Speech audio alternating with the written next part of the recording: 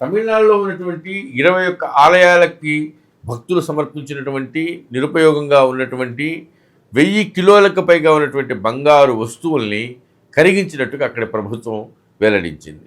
వాటిని 24 క్యారెట్ల కడ్డీలుగా మార్చి బ్యాంకులో డిపాజిట్ చేసినట్టుగా చెప్పింది. తద్వారా ఏటా 17.81 కోట్ల రూపాయల వడ్డీ రూపంలో ఆదాయం వస్తూ ఉందని ప్రభుత్వం వెల్లడించింది. అసలు దేవాలయాల బంగారాన్ని కరిగించడం ఏంది, వాటిని బంగారు కడ్డీలుగా మార్చడం ఏంది, బ్యాంకులో డిపాజిట్ చేసి వడ్డీ వసూలు చేయడం ఏంది?